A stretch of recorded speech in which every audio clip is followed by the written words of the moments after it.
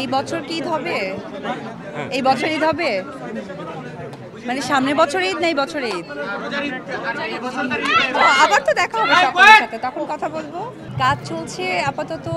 এখন সময় দিচ্ছি আমাকে, আমার সন্তানকে, আর কিছু টুকটাক কাজ চলছে, ওপেনিং, ফটোশ্যুট, যেটা যথারীতি সবসময় আমাকে দেখে থাকে। আর সিনেমা নিয়ে প্ল্যানিং আছে, কিন্তু আসলে সেটার জন্য অপেক্ষা করতে হবে। এই বিষয় নিয়ে এই জন্য বলবো না, আমি চাই কাজ নিয়ে সকলের সামনে কথা বলতে।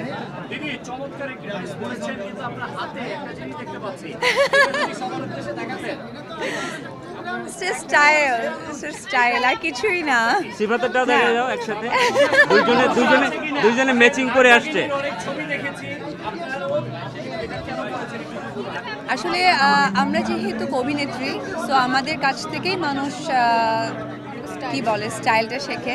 তো এটা একটা স্টাইলের পার্ট বলতে পারে, নাথিং এলস। ড্রেসের সাথে ম্যাচ করা, হ্যাঁ, এক্স্যাক্টলি। ও আচ্ছা আচ্ছা, হ্যাঁ, দরদ সুপার একটা সিনেমা। আসলে ডে বাই ডে মানে এই সিনেমাগুলোর কারণে এখন মনে হয় যে বাংলা চলচ্চিত্র অভিনেত্রী বলতে প্রাউড লাগে, সিরিয়াসলি।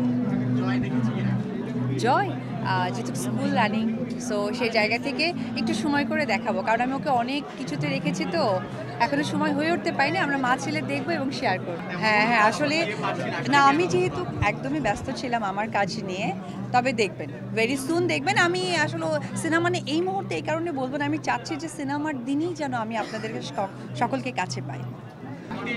না, না, না, না, না। এখানে যারা ক্যামেরায় আছেন তারা সকলেই আমার পছন্দের ভালোবাসার মানুষ, তাদের সাথে আমি থাকতে পেরে আনন্দিত। আসলে আমি তো কোরিওগ্রাফার না, আমি অ্যাজ এ মডেল, কিন্তু আমি একটু ক্রিয়েটিভ কাজ করতে পছন্দ করি, খুব সিলেক্টিভ। সো আমার কাজ হচ্ছে ক্রিয়েটিভ লেআউট বের করা, যেহেতু আমার একটা স্টুডিও আছে, স্টুডিও বাই নিউজ, সবাই জানেন, এবং আমার একটা ছোট্ট একটা ব্র্যান্ড আছে নুসরাত। তো সেখান থেকে আসলে আমরা ড্রেস ডিজাইন করি, এবং আমার স্টুডিওতে যেই শ্যুটগুলো হয় সবার না, সেলিব্রিটি যারা আছে এবং যারা আমাকে পার্সোনালি পছন্দ করে, যেমন দিদি আমাকে অনেক পছন্দ করে, এটা আমার জন্য ব্লেসিং, ট্রাস্ট করে।